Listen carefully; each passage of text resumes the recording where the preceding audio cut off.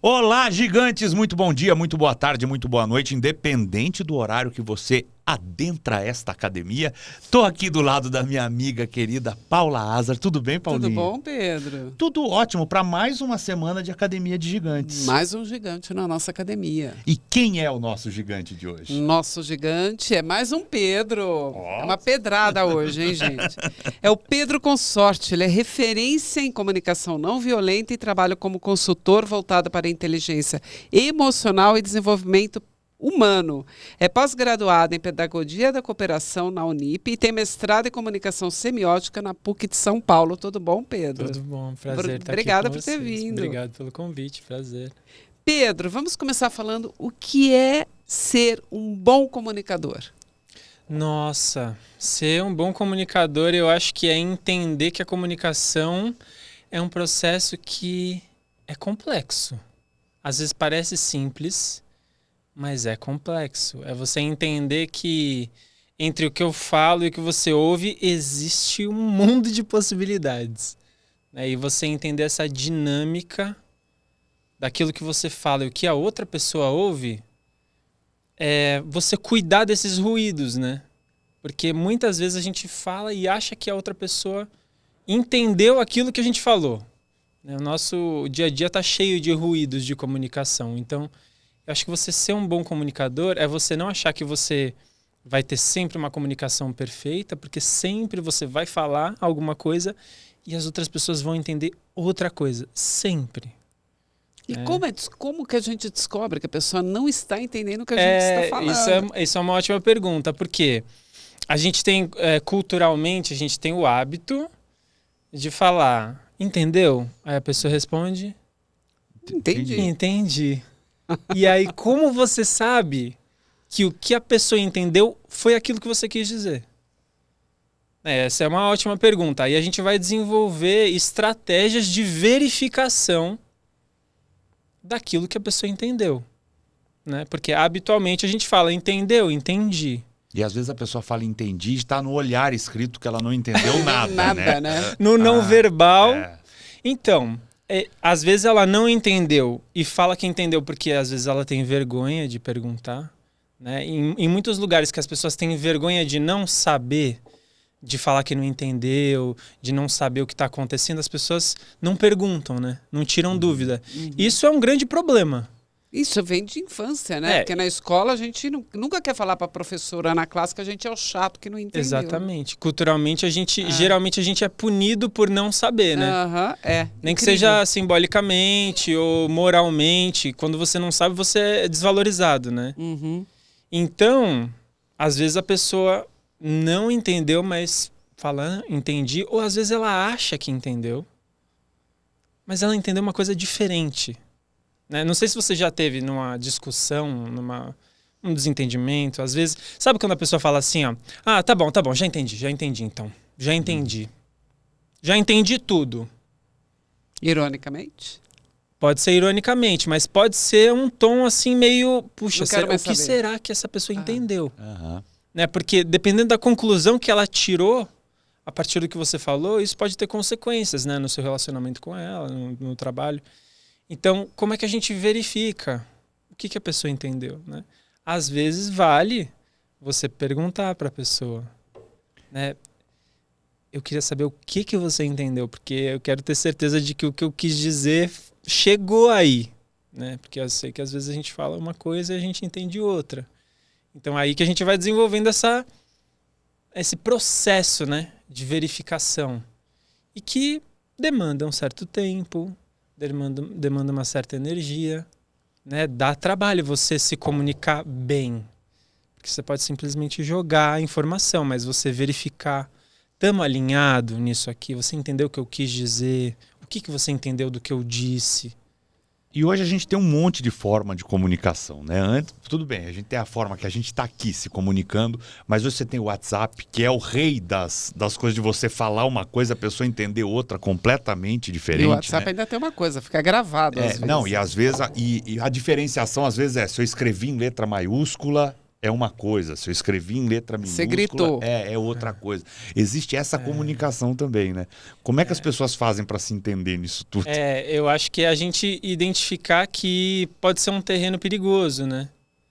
Dependendo do assunto que você falar no WhatsApp, vai ser mais problema, vai complicar mais ainda, se é um assunto delicado. Então, geralmente eu sugiro para as pessoas não tentarem discutir assuntos muito delicados no WhatsApp, principalmente num grupo de WhatsApp. Nossa, grupo é pior.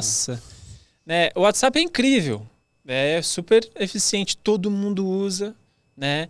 Tem a comunicação por escrito no WhatsApp, que é diferente por áudio. Então, quando você recebe uma mensagem, você não tem o tom de voz da pessoa. Muitas vezes isso já dá um ruído de interpretação. Você não sabe, né, a entonação que ela está falando. E o seu cérebro, naturalmente, ele dá um tom para a mensagem. E às vezes, dependendo de como você tá, você dá um tom para a mensagem que é diferente. Às vezes você já está irritado, você lê a mensagem como se a outra pessoa estivesse irritada. Esses dias eu estava falando com uma pessoa, ela falou assim, eu recebi uma mensagem de uma pessoa... Eu mandei uma mensagem, ela respondeu de uma forma super seca, super grossa. Aí eu falei assim, tá, mas o que ela falou? Não, ela foi grossa, ela foi seca. Eu falei, bom, interessante, né? Você já consegue observar a conclusão que a pessoa tirou, como é que ela interpretou. Mas aí eu perguntei, o que exatamente ela falou? Eu mandei a mensagem e a outra pessoa respondeu, ok.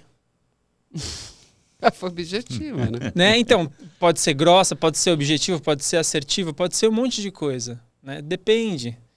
E a gente, com a mensagem escrita, a gente não tem esse tom, né? Não. E mensagem de áudio, por exemplo, aí tem a história do podcast, né? Mandou um podcast, tipo, passou de 5 minutos lá, as pessoas já se desculpam, né? Desculpa o podcast.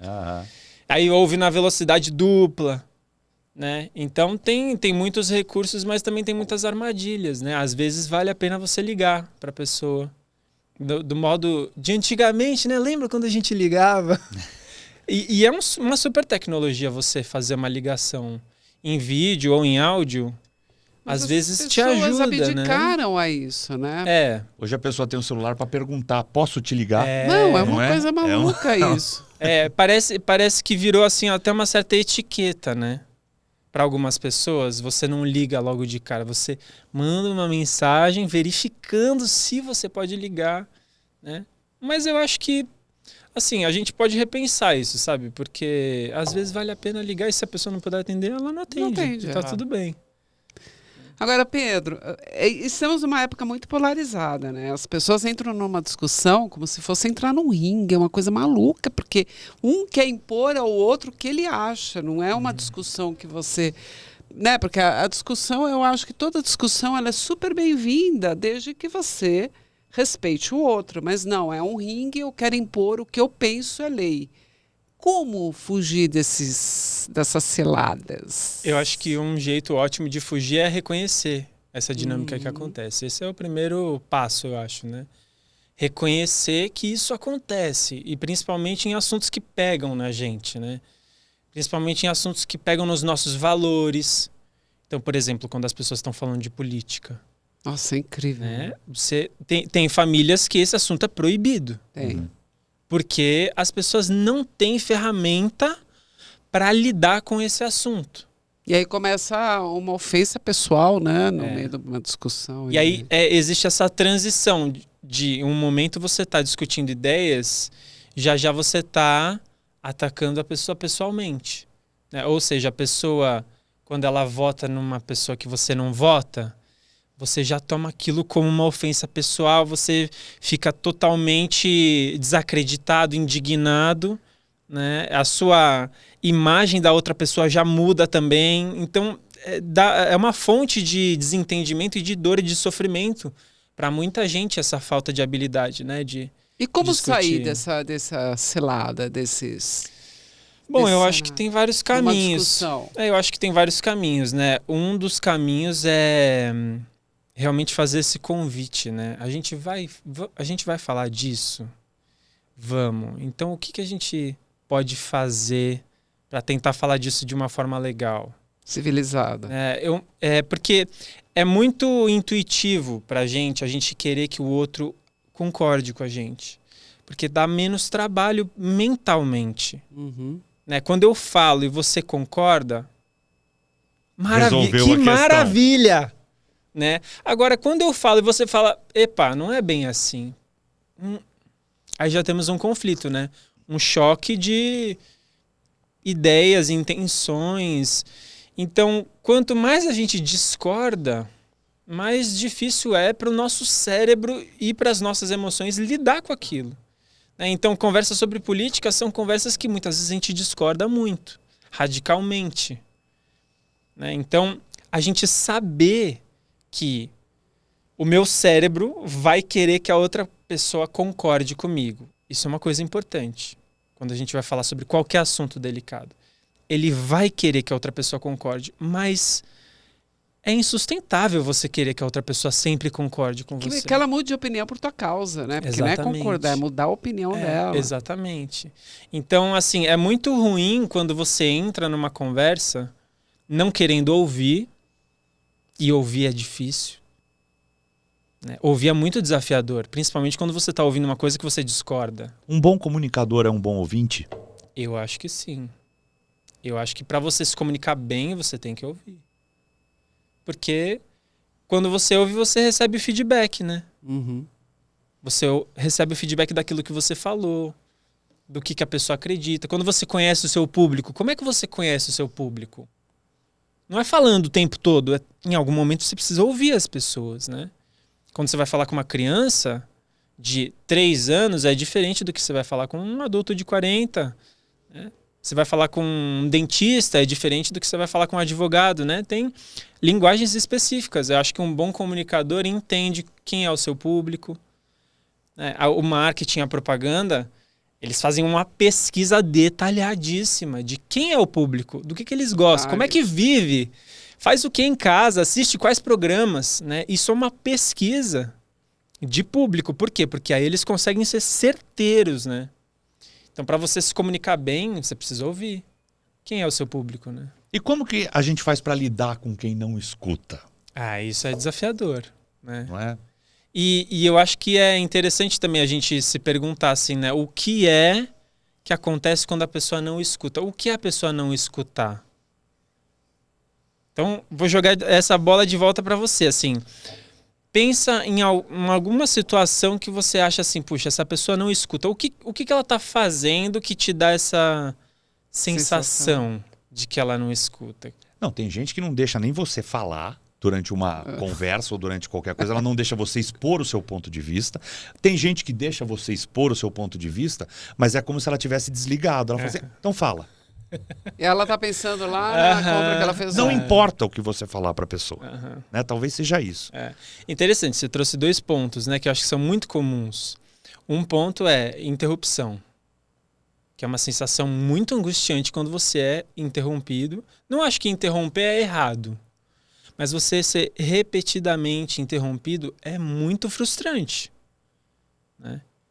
Mas, ao mesmo tempo, isso é um desafio, porque quando você está falando alguma coisa, às vezes eu sinto ansioso, ou eu quero interferir, ou eu quero opinar, e eu começo a interromper. Mas isso é uma grande armadilha. Dá uma sensação de que a pessoa não está ouvindo, né? O que não é verdade, nem sempre, né? Nem sempre, mas às vezes ela está tão ansiosa dentro dela de participar que ela acaba te bloqueando, né? E aí um outro fenômeno também que é muito comum, que é esse que você falou. Você está falando, mas eu estou tão preocupado com o que eu vou responder, o que eu vou falar na sequência, que eu não estou mais prestando atenção em você. Eu lembro, esses dias eu estava conversando com uma pessoa que eu acho que tem uma qualidade de escuta fantástica. E eu estava falando, explicando uma coisa assim, e eu estava vendo que ela estava prestando tanta atenção que ela estava realmente dentro daquilo que eu estava falando. E aí chegou uma hora que eu perguntei para ela, o que você acha disso? E ela falou assim, peraí, agora eu vou pensar. Porque até então eu estava prestando atenção no que você estava falando.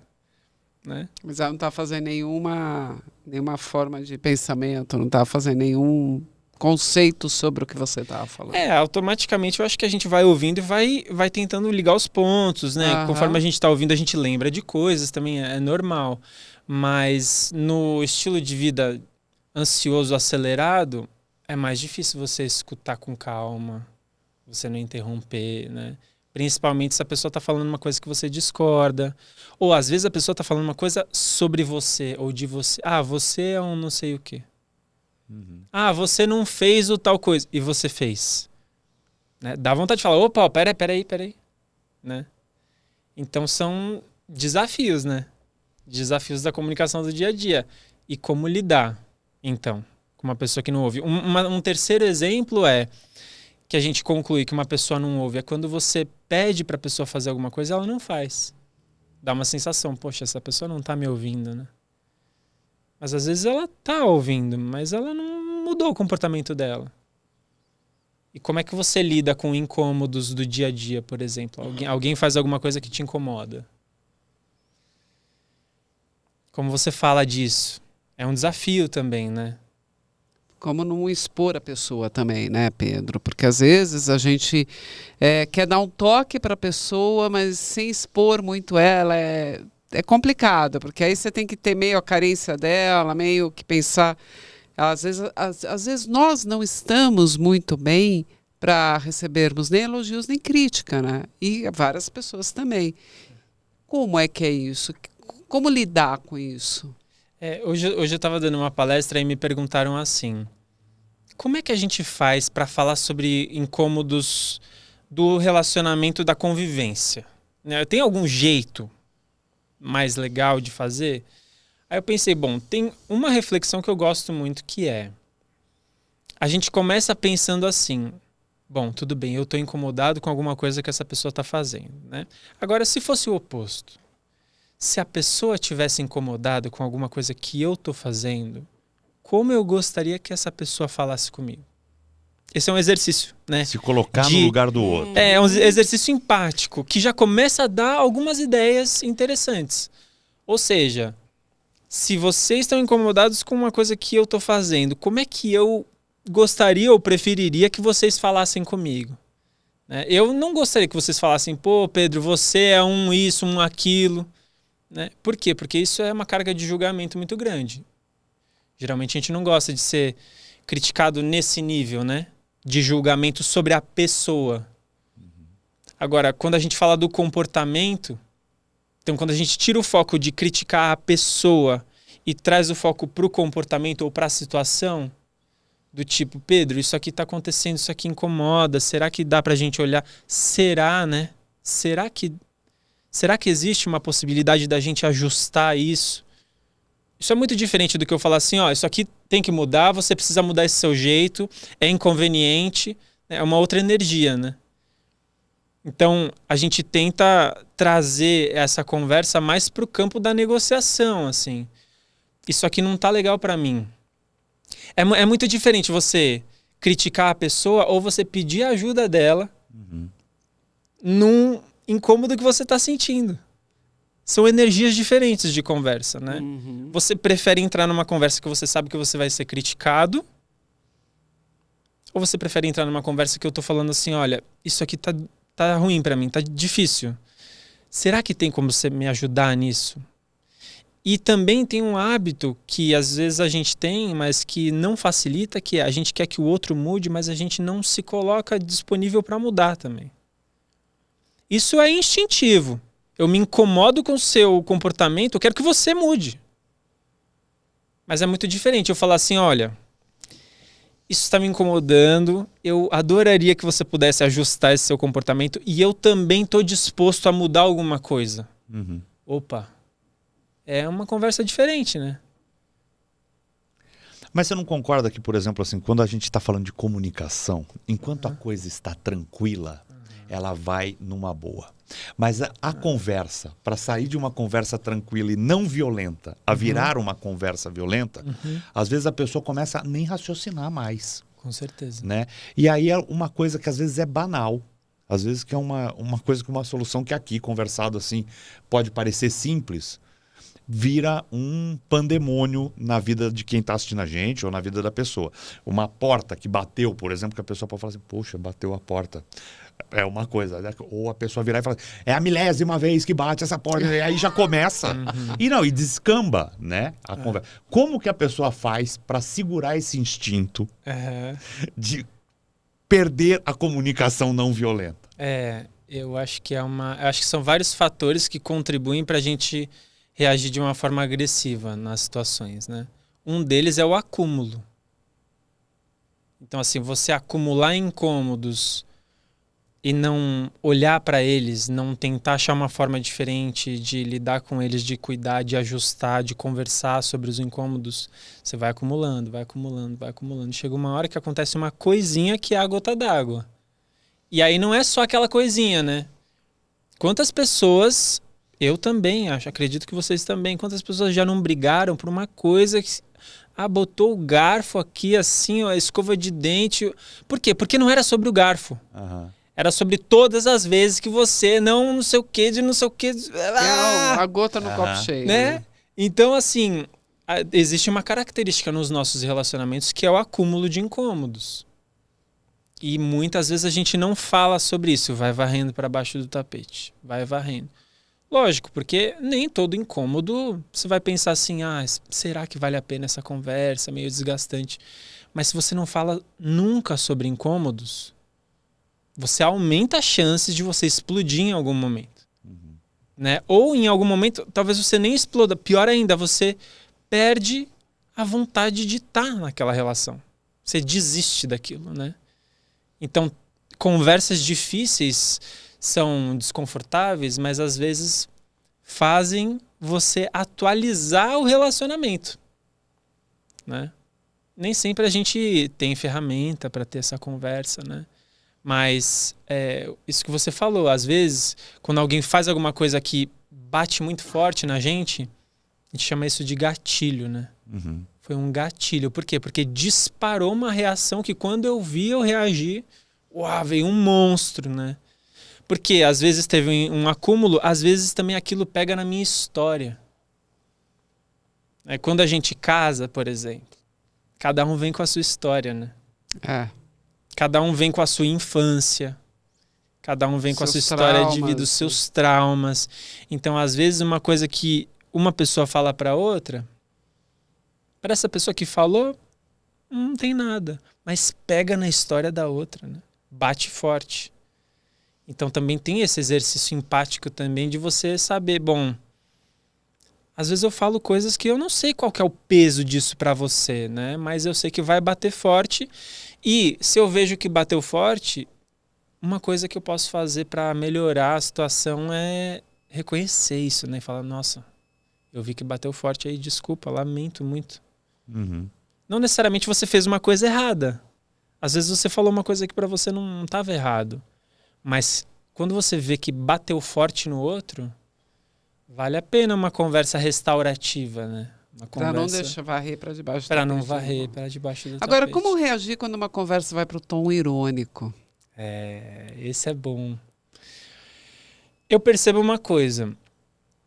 Em situações que eu sou irônico, e não irônico no humor, assim, né? Porque às vezes a gente é irônico para fazer graça, para fazer uma piada pra gente rir junto.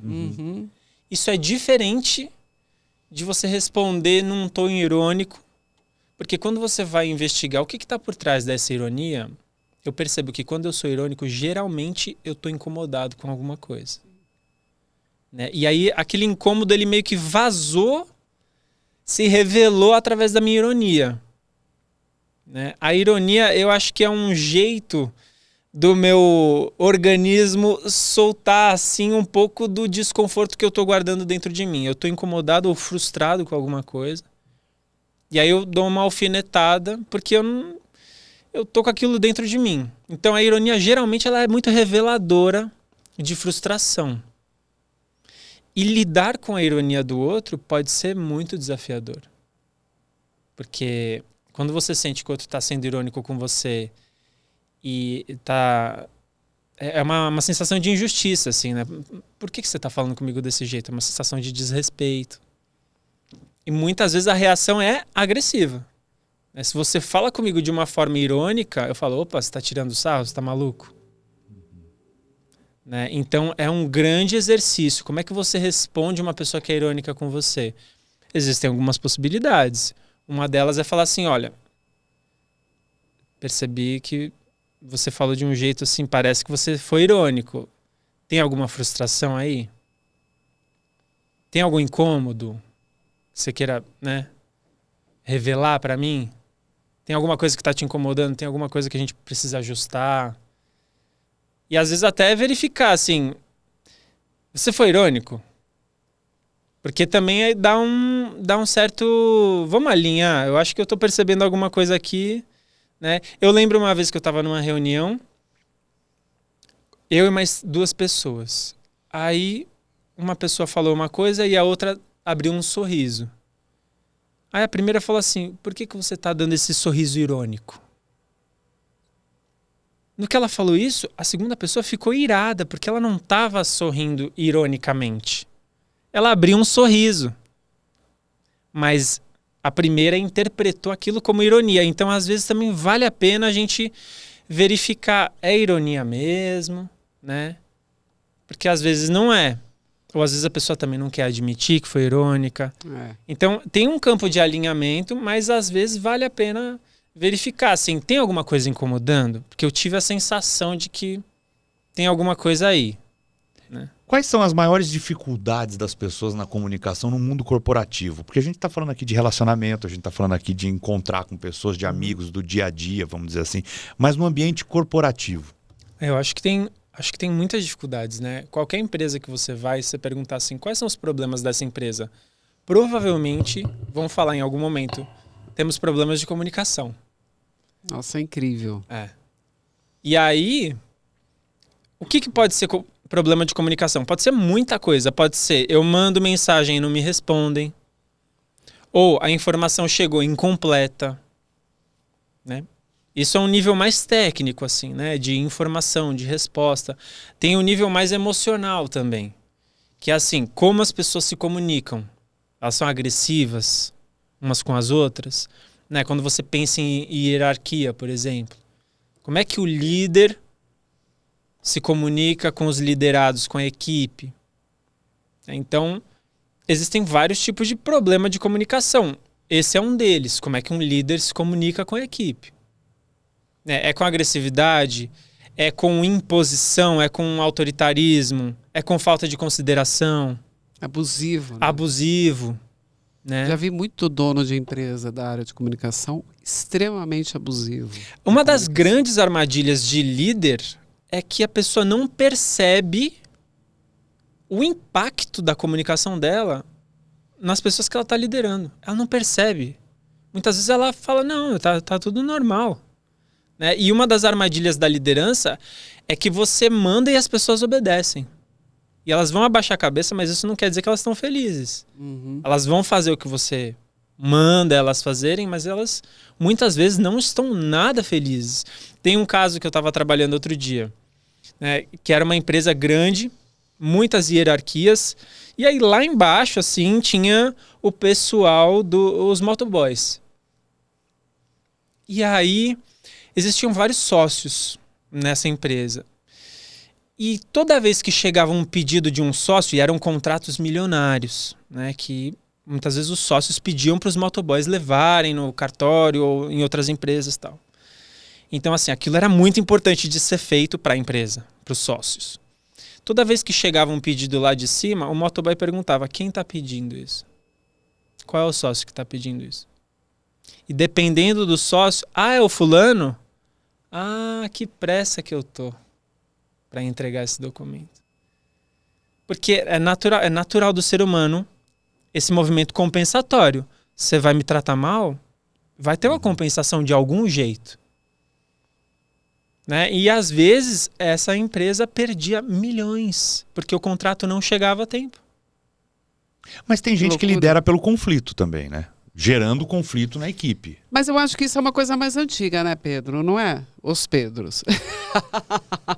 Antigamente era uma coisa mais que ia com o dedo em riste, tinha que ser uma coisa mais impositória. Hoje em dia eu acho que a liderança está ganhando um outro espaço. Eu estou enganada. Eu acho que depende um pouco, assim. Hoje em dia, eu acho que depende da empresa. Eu acho que cada vez mais, né, as pessoas estão com essa consciência. Mas eu acho que... Mas tem gente ainda que você tem razão, que ainda é implícito ali, que acha que tem que ser no chicote. Tem muitos níveis de assédio nas empresas, né? Tem muitos níveis de abuso moral, de falta de segurança psicológica mesmo, né? São temas que estão sendo cada vez mais debatidos, mas existem muitas empresas diferentes, né? As pessoas são muito maltratadas em certas empresas, porque é a cultura daquela empresa, aquilo foi normalizado, né? Isso é um grande risco para as relações, quando a gente normaliza certas coisas e fala, não, aqui é assim mesmo.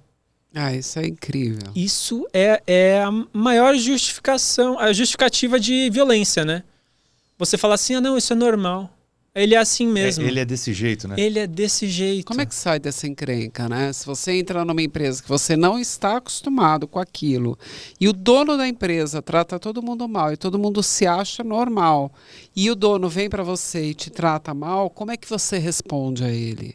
Eu acho que depende muito da situação, né? Depende do seu cargo, do quanto que você tem abertura para se colocar, né? Porque tem pessoas que não encontram nenhum tipo de abertura para ela falar, né? Então, às vezes, dependendo da empresa, vale você fazer uma reclamação oficial, mas tem pessoas que simplesmente abandonam, né? Abandonam o emprego, o cargo, ou às vezes, o que também acontece, processam, né?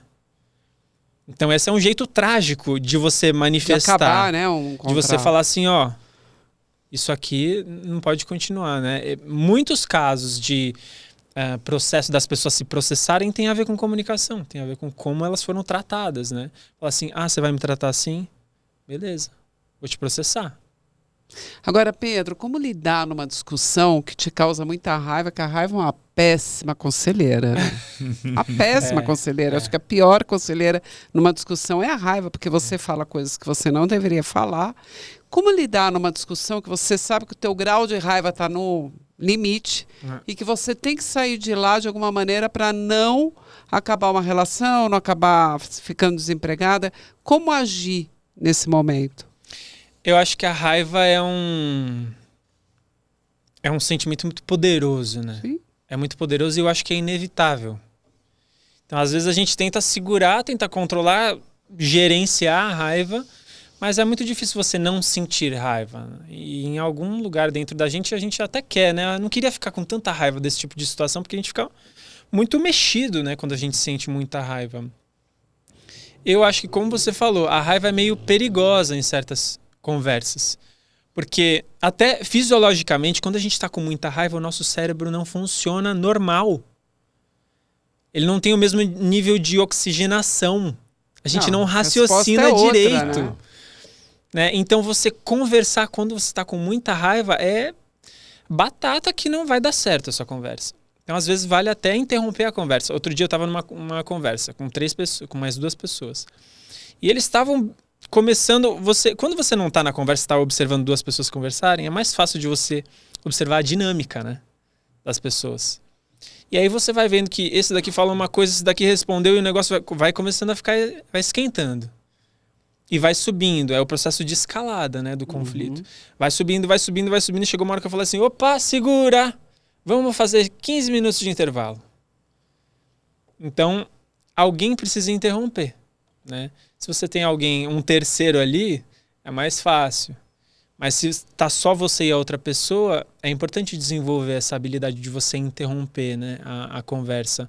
Ou porque você está com muita raiva e você está perdendo, ou porque a outra pessoa está com muita raiva e que ela está indo, né, a conversa está indo para um lugar que não vai ser bom, né?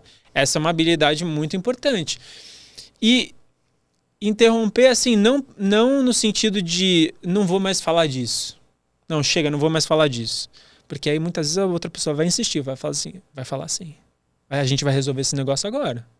Eu já falei isso. Uma vez eu estava numa conversa há muito tempo. A pessoa chegou uma hora e falou assim, não, deixa quieto. Não vamos falar disso. Eu falei, não, agora você começou, você vai resolver esse negócio. E eu forcei ela a estar na conversa. Você acha que foi boa a conversa? Não. Ou você pode falar, agora não é o melhor momento, acho que a gente tem que baixar um pouco a bola e exato. a gente fala disso. Exato, é porque eu tive a sensação de que ele estava escapando da conversa. E aí eu não deixei ele escapar. Mas se ele tivesse falado para mim assim, eu tô achando que a nossa conversa tá ficando tá indo quente. Para outro rumo. Podemos conversar sobre isso amanhã? A gente esfria a cabeça e tal. Eu provavelmente teria falado assim, ok, tudo bem. Você acha que as pessoas estão se policiando mais em relação a isso? Por exemplo, no ambiente corporativo hoje também tem até um termo quando um homem interrompe uma mulher que ficou em voga esses tempos atrás, né? Fala assim, fulano cometeu, eu não me lembro. Mentorrupting, não sei o quê. A Paula tá falando, eu interromper ela aqui, por exemplo. Você acha que isso é uma violência de comunicação, dependendo de como é encarado? E se as pessoas estão se policiando mais em relação a isso? Eu acho que as pessoas estão ganhando mais consciência, né? A nossa sociedade, a nossa cultura, acho que está ganhando mais consciência em relação a certo tipo de violência que antes eram invisíveis para algumas pessoas, né? Ou eram normalizados. Então, muitas atitudes machistas, né? De homens com mulheres, eram antes normalizadas. E hoje em dia tá cada vez mais, a gente está ganhando mais consciência sobre isso. Muitas atitudes racistas antes eram normalizadas por uma série, né, por muitas pessoas na nossa sociedade. Hoje em dia a gente está ganhando mais consciência sobre isso. Agora, ainda existe machismo? Muito. Ainda existe racismo? Muito. Né? Então, acho que é um trabalhão assim, da gente fazer uma reconstrução, né? Uma reeducação. É complicado, eu vou falar como a parte feminina dos Pedros aqui. Mulher na liderança é muito complicada, principalmente quando ela está numa empresa masculina. Então, sempre quando eu tinha com os meus liderados ou com os diretores, mesmo grau de cargo que o meu, e que eu tinha que falar e todos eles queriam falar ao mesmo tempo, eu falava mais baixo. Porque aí eu falando mais baixo, todo mundo tinha que parar de falar para me ouvir. Foi a estratégia que você desenvolveu. Foi a estratégia que eu tinha de ser ouvida. Porque berrar não ia dar e não faz parte do meu feitio. E aí eu tinha que passar o meu recado. E aí eu tinha que abaixar o tom de voz. Sempre tinha alguém que não escutava. Eu acabava a reunião e estava tudo certo. Você fala aí com o teu colega que ele te conta. Porque não adianta você ficar discutindo, né? E mulher tem muito isso em reunião masculina, você falou de mulher não ser ouvida, de todo mundo querer falar ao mesmo tempo, falar mais alto e a gente não conseguir passar o recado. A mulher sofre mais para ser respeitada no que fala? Olha, eu não sei se sofre mais, talvez. Na comunicação. Talvez na comunicação, o espaço de fala da mulher, né? Eu acho que assim, é difícil avaliar todas as áreas da sociedade, né? Mas eu acho que em muitos ambientes, se tem homem e tem mulher, muitos ambientes o homem vai falar mais alto. Né? E tem uma coisa muito... Eu acho que é uma coisa muito crua na relação entre homens e mulheres, assim, que na última instância, o homem muitas vezes é mais forte fisicamente. Não, é mesmo, né? Isso é fisiológico, né? Que o homem tem uma estrutura que a mulher não tem. Então, assim, em certas conversas, por exemplo, você é uma mulher, você vai conversar com um homem que é maior que você, que é mais forte que você, né? A conversa já é diferente. É diferente. Eu percebo isso, por exemplo, eu vou conversar com uma pessoa que é menor do que eu, é mais fraca fisicamente do que eu. Se a gente entrar num conflito, eu tô mais tranquilo do que se eu for conversar com um cara que é 2 vezes o meu tamanho e a gente entrar num conflito. Porque na última instância, é a violência física, né? A força física que vai prevalecer na última instância. Só que isso tá no nosso inconsciente. Eu vou contar um caso, Pedro. Na Band, eu tinha um câmera que eu adoro, é meu amigo Marcelão, mora nos Estados Unidos e sempre assiste a nossa Academia de Gigantes. E ele é um gigante mesmo.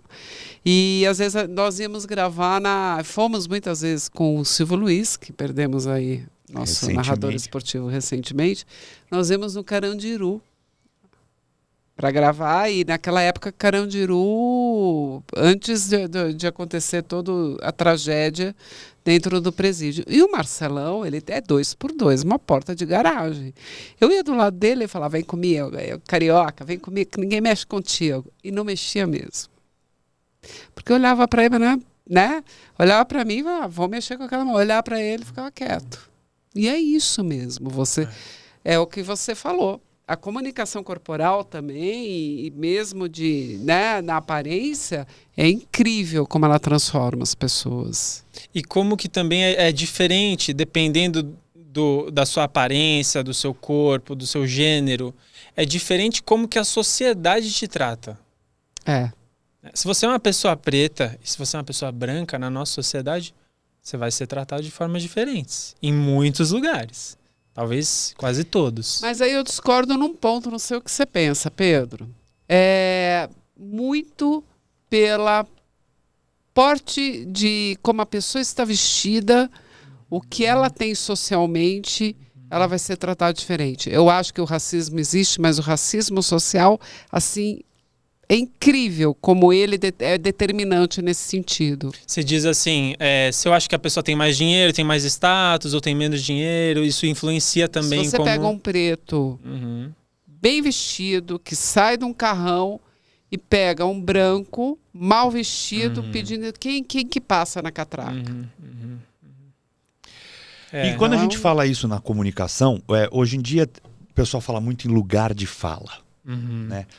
Até que ponto esse lance do lugar de fala está ajudando na comunicação ou atrapalhando? Porque hoje tem, por exemplo, ele fala assim, você não pode falar sobre isso que você não tem lugar de fala. Então você está sendo proibido de pensar um assunto, ou de comentar um assunto, ou de dar sua visão sobre esse assunto. Né? E é como se talvez a sua visão sobre esse assunto valesse muito menos do que quem tem lugar de fala sobre esta... Como que você vê isso na comunicação hoje? Nossa, eu acho que é um grande desafio essa conversa do lugar de fala. Eu acho que é um grande desafio. Eu não sei se eu tenho uma opinião formada sobre isso, assim. Eu acho que tem certas vozes na nossa sociedade que, durante muito tempo, elas não foram ouvidas, né? Então, eu acho que elas estão batalhando para serem mais ouvidas. E eu acho que isso é importante, assim. Então, essas vozes precisam ser ouvidas. Agora... eu acho que o que vale também é a pergunta assim, quanto de propriedade você tem para falar daquilo que você está falando. Isso não mascara, por exemplo, a pessoa ter pouco argumento, então como ela tem pouco argumento, ela fala assim, não, eu tenho lugar de fala, eu já me valido vezes 2. E você não tem lugar de fala, então eu já invalido o que você vai falar independente do seu argumento. Você não acha que o argumento fica menos forte nessa conversa? Pode ser. Eu não sei.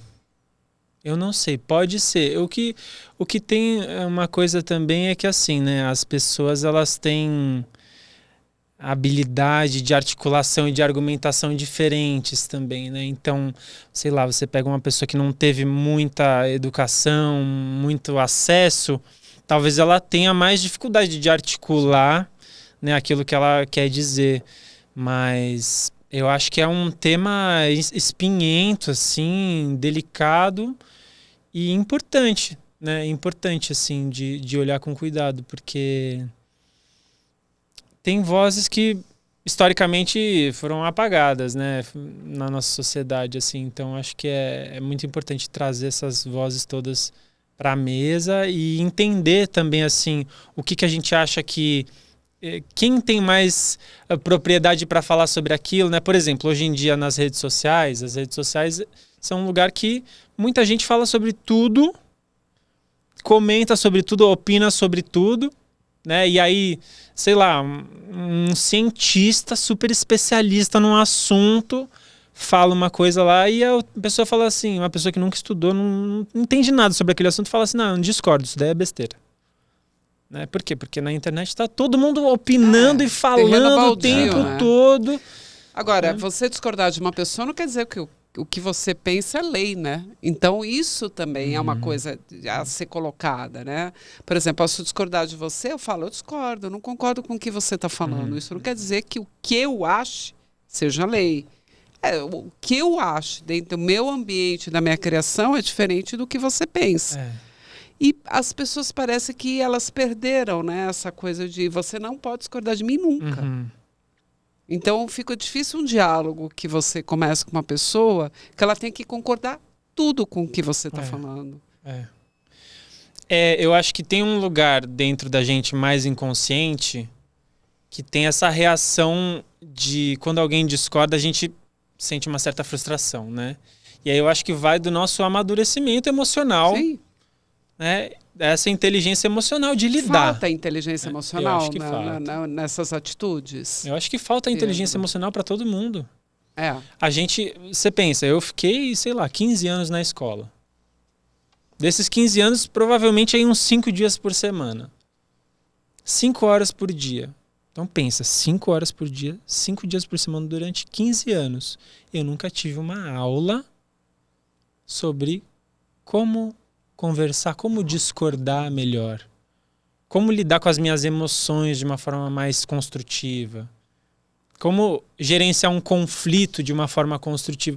Não seria sensacional se a gente tivesse isso na escola? O Cortella veio aqui e ele falou o seguinte: conflito é criativo. E eu concordo com ele, o confronto não.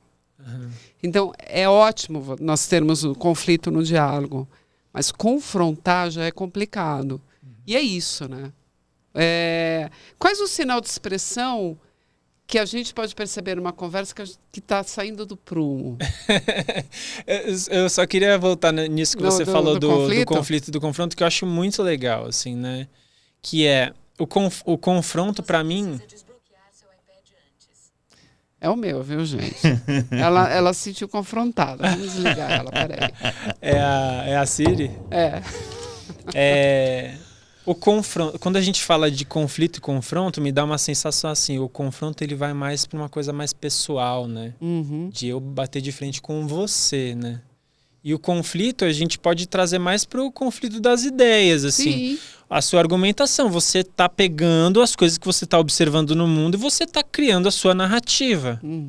Eu tô criando a minha. Às vezes essas narrativas não se encaixam e nessa diferença a gente pode ir ampliando, né? Eu falo uma coisa, você fala outra e a gente vai se complementando.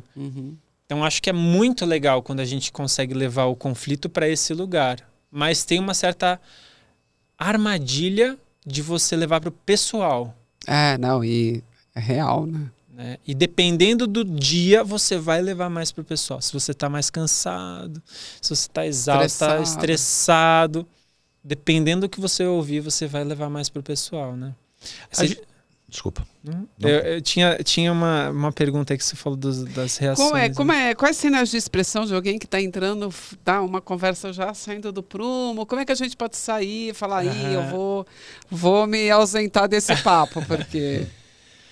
Olha, eu até tenho um livro famoso que chama O Corpo Fala, né, que fala um pouco sobre a linguagem não verbal, né, como é que a gente pode fazer a leitura não verbal uns dos outros, assim. Eu acho que não tem muito a cartilha, né? Então olhou para a direita, tal coisa, mexeu a boca assim, quer dizer tal coisa. Mas existe, por exemplo, para muitas pessoas, quando a gente está conversando e olhando no olho, a gente está conseguindo olhar no olho, isso é um sinal de que a conversa está fluindo, né? Se você começa a conversar com alguém, a conversa começa a ficar mais densa, a pessoa já não olha mais, né? Porque geralmente a gente faz isso quando a gente não fica com raiva, fica frustrado, fica mais difícil olhar no olho. Muitas vezes fica mais difícil, né? Muitas vezes você se esquiva, você começa a virar de lado, né? Então são pequenos sinais que você pode observar que a pessoa não está tão à vontade, né? O próprio corpo tensiona muitas vezes, né? A postura vai dando sinais. Mas também tem uma certa armadilha, né? Da gente tirar conclusões porque você fez uma cara, ou você virou de lado, ou você, né, teve uma reação não verbal. Ih, pronto, aí ficou brava. Ou, olha lá, não sei o quê, né? Então, essa é uma armadilha, eu acho que é das conclusões que a gente tira a partir dessa leitura, né? A gente está falando de comunicação não violenta, mas muita gente tem dificuldade de falar não às vezes se violentando. Né? A pessoa aceita uma história numa conversa que vai contra ela. Acaba sendo violento para ela mesma. Como que lida com isso, Pedro? Eu acho muito legal essa pergunta, Pedro, porque não sei se vocês sabem, mas a taxa de suicídio no mundo é maior do que a de homicídio. E a imprensa é proibida de falar, né? Porque...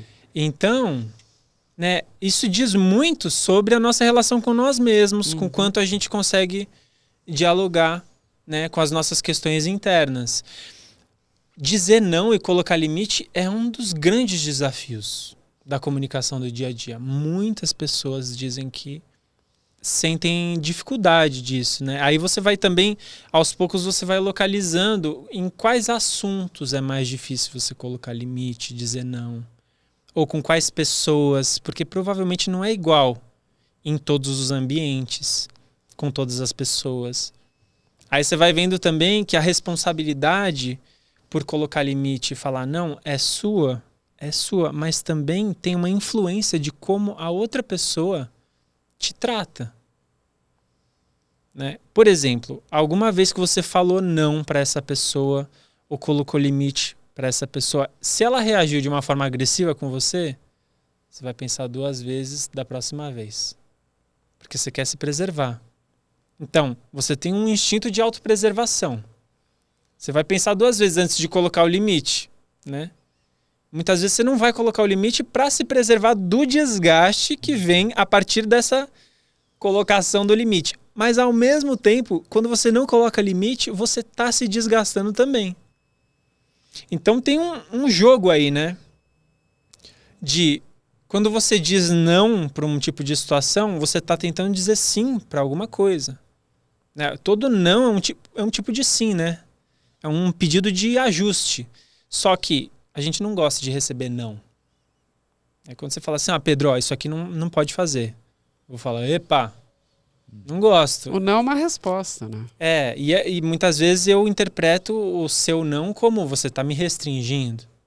Né? Ou você é mal educado, muitas vezes é uma interpretação, né? Por exemplo, muitas mulheres na liderança que botam limite, falam não, né, são assertivas, são interpretadas como agressivas, né, como mal educadas, arrogantes.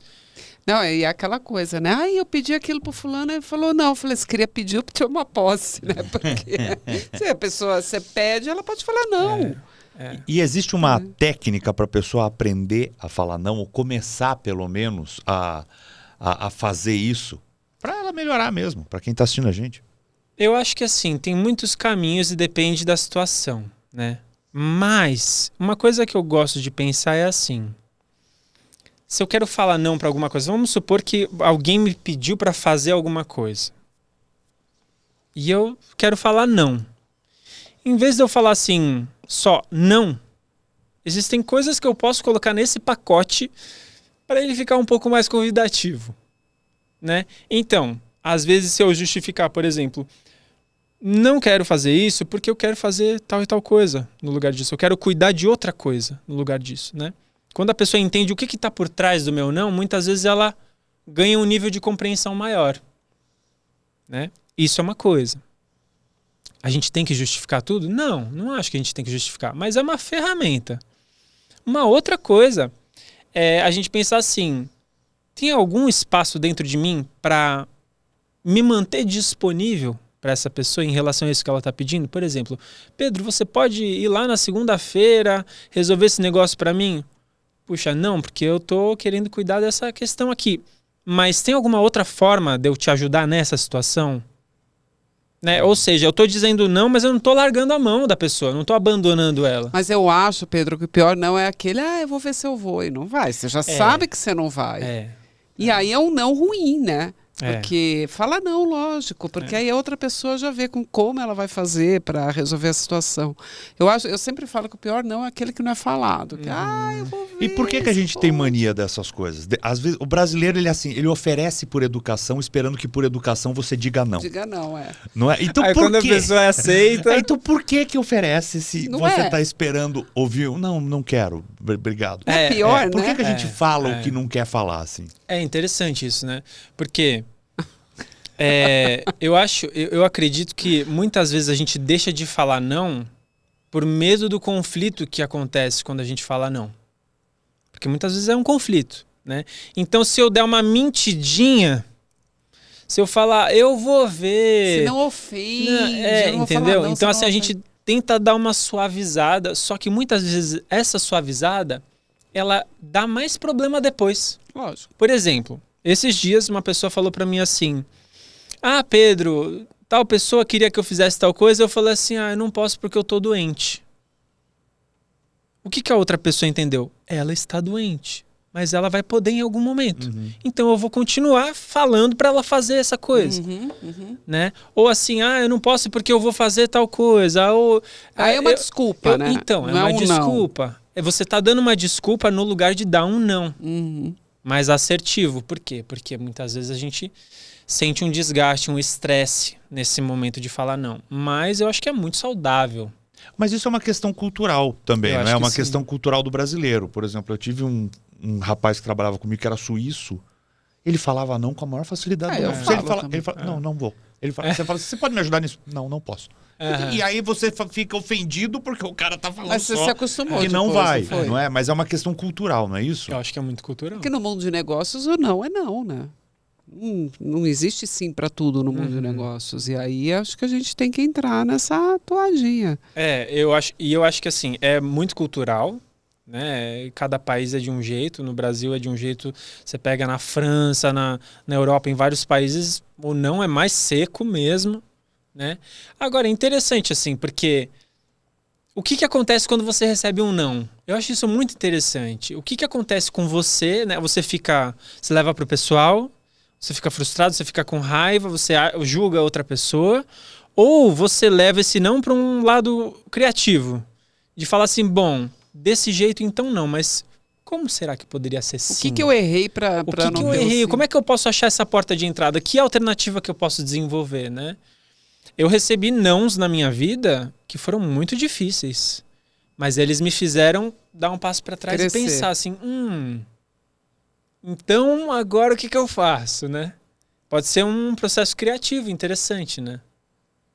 Agora, Pedro, uma pessoa que tem acidez, agressividade na comunicação, ela pode se tornar uma pessoa assertiva na comunicação? O que ela deve fazer para isso? Eu acho que ela pode, sim. Eu já vi, inclusive, a gente estava falando de corporativo, né, agora há pouco. Eu já vi líderes recebendo feedback da equipe, por exemplo, ou de alguém de confiança que fala assim, olha, todo mundo está reclamando disso aqui que você faz. Então isso é um problema. E eu já vi pessoas mudarem. E eu acho isso incrível. É incrível mesmo. Eu acho isso admirável. Uma pessoa falar assim, uau, deixa eu tentar mudar esse meu jeito. Porque você mudar um comportamento é um negócio muito difícil. É o seu jeito desde sempre. Como é que você vai mudar o seu jeito? É possível? É possível. Com certeza. Para você mudar, você precisa fazer um monte de coisa. Muitas vezes você precisa fazer terapia. Muitas vezes você precisa de ajuda profissional, né? Para você identificar o que você está fazendo. É o tom de voz, é o jeito que você fala, qual que é o seu vocabulário. Né? E acho que ouvir também é uma grande ferramenta nesse ajuste. Né? Ouvir das pessoas. O que eu falo que te machuca? O que eu falo que pega para você? O que é exatamente? E aí começa uma conversa interessante, porque a outra pessoa também vai precisar parar e pensar. Eu lembro uma vez que uma pessoa virou para mim e falou assim, o que eu faço que te incomoda? Ou o que eu faço na minha comunicação que te deixa mal? Eu não sabia responder. Eu só sabia que eu ficava mal. E eu parei para pensar sobre aquilo também. Então você vai desenvolvendo esse refinamento de falar assim, puxa, o que será que a pessoa faz? Porque quanto mais preciso você fala para ela, olha, é quando você fala assim, quando você usa o verbo desse jeito. Ou quando você fala essa palavra. Então, a gente também, para a gente se proteger, né, para a gente se defender daquilo que machuca a gente, é interessante também essa investigação. O que te machuca? Como exatamente aquilo te machuca, né? Até para você poder dar o feedback, a pessoa receber o feedback, né? Você dá um feedback preciso, porque se você falar assim, você é muito grosseiro, Puxa, o que a pessoa vai fazer com essa informação? Ah, você é arrogante. Você é grosso. Estúpido. Como é que a pessoa vai melhorar com isso? Não tem como. É muito difícil. Né? Então esse refinamento ajuda muito também, né? Você poder contar com alguém que te dá esse feedback é muito bom também. De tudo que você estudou, de tudo que você aprendeu na vida sobre comunicação, você pudesse deixar uma dica para as pessoas se comunicarem melhor. Uma dica. Qual seria essa dica de ouro? Eu acho que a gente vai fazer uma conexão com uma das primeiras coisas que a gente estava falando aqui, assim, que é a nossa comunicação, ela tem muitos ruídos. Né? Hoje eu estava dando uma palestra e eu me perguntei assim, o que será que ficou disso tudo que eu falei? Provavelmente 5%. O quanto que a gente realmente consegue absorver, né? Então, a comunicação tem muitos ruídos. Você fala uma coisa, a outra pessoa entende outra. Não, aqui o podcast a gente pode ter 1000 interpretações. Então, eu acho que isso é uma coisa muito importante de você saber. E aí, o que você vai fazer a respeito disso? Então, o processo de verificação, de checagem. Peraí, a gente está entendendo a mesma coisa, né? Isso parece simples, mas dependendo do assunto é muito importante.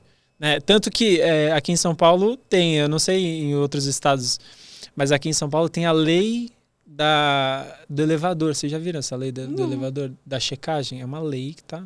Em todo elevador tem uma placa. Tem, verifique se o mesmo se encontra no andar. Né? É uma lei, tá escrito lei, número, não sei o quê. Porque as pessoas abrem a porta. Se tem lei, tem história, né? Lógico. As pessoas abrem a porta e pisam sem verificar aonde estão pisando. Se o elevador tá lá. É a mesma coisa que a gente faz. A gente tira conclusões sem verificar. Peraí. Deixa eu ver se eu tô entendendo o que você tá falando, né? E aí a gente dá saltos de conclusão sobre os assuntos sem verificar se a gente tá na mesma página. Eu acho que isso é uma grande ferramenta. Agora, Pedro, o que é ser um gigante? Eita, o que é ser um gigante? Primeiro você tem que se considerar gigante, né? Para responder essa pergunta, o que é ser um gigante? Você tá na academia de gigantes. Se eu tô aqui, eu tô entendendo que eu sou gigante também. É isso mesmo? Lógico. Eu acho que ser um gigante é você ter essa humildade de escutar, por exemplo. Nossa, escutar é difícil demais. Acho que é um dos maiores desafios assim, da comunicação, você realmente escutar. Você realmente ouvir o que o outro tem dentro dele ali, né? Porque é um risco, né? Quando você fala, o que você acha sobre isso? Você não sabe o que vem, né? Então, acho que essa é uma característica, assim, de um gigante. Pessoa que escuta, eu admiro muito. É uma pessoa incrível, assim, né? Uma pessoa que escuta com qualidade. Pedro, quem quiser saber um pouco mais do teu trabalho, seguir você nas redes sociais, conhecer um pouco mais aí da tua história, como é que faz? Só me procurar, Pedro Consorte, principalmente no Instagram, tô bem ativo lá. Todo dia tem dicas de como se comunicar melhor. Muito legal, aliás. E que bom. E tem sido muito legal, assim. Olha só que interessante, né? O meu Instagram começou a crescer muito a partir do momento que eu comecei a ouvir o feedback das pessoas, ouvir quais eram os problemas delas. Porque antes eu produzia conteúdo que eu achava. Eu. E aí eu comecei a perguntar assim, peraí, mas quais são os problemas das pessoas? Eu comecei a produzir os conteúdos a partir dos problemas das pessoas. E aí minha conta explodiu. Aí você gerou uma solução. Bacana. Tá bom. Olha, muito obrigado pela tua presença aqui. Obrigado também. Assim, obrigado também. Esperamos que seja a primeira de várias vezes que a gente pode estar junto. E você que está assistindo a gente, se você ainda não se inscreveu no canal, se inscreva na Academia de Gigantes, que semanalmente a gente traz um gigante aqui para falar um pouco sobre algum tema, né, Paula? Muito bom. E a gente também quer ouvir vocês, o que vocês têm para falar. E eu tenho um recado. Então vamos. Até o final do ano nós vamos fazer uma palestra com vários dos gigantes. Aguardem. Exatamente, então se inscreve, acompanha, porque as novidades vão chegando semanalmente aqui nessa academia, tá bom? E semana que vem a gente volta. Obrigado, Paula. Obrigado, Pedro. Obrigada, Pedro. E agora, ó, os 2 Pedros e a Paula, esses 3 P's dessa mesa, vão olhar para aquela câmera ali e dar um tchauzinho, que semana que vem a gente volta. Boa, Pedro. Tchau, Pedro. Tchau.